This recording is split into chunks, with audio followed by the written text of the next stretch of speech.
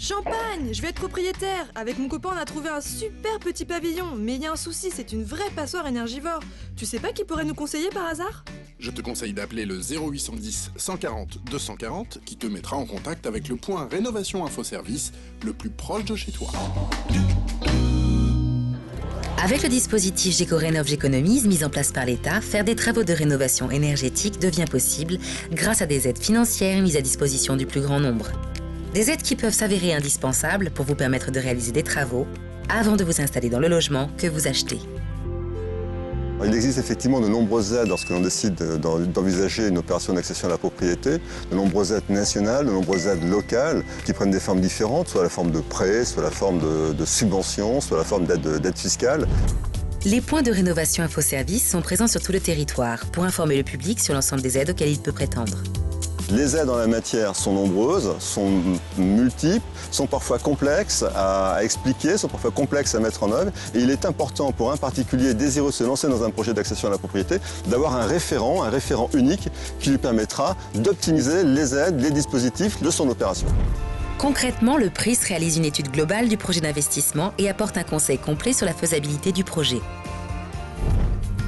Nicole et son mari viennent d'acheter leur maison.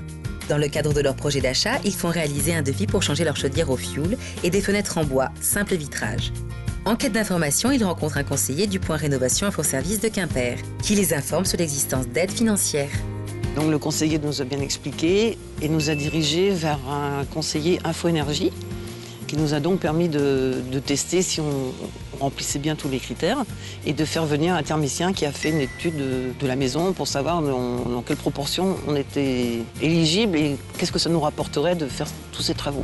Monsieur et Madame Bédino avaient une facture énergétique très élevée, aux alentours de 2 000 € par an.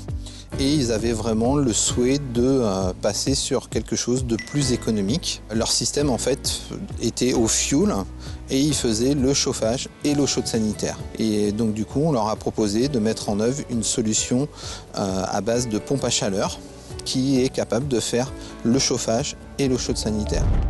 Pour une meilleure efficacité énergétique et afin de mobiliser plus d'aides, leur conseiller les encourage à changer les fenêtres de la maison.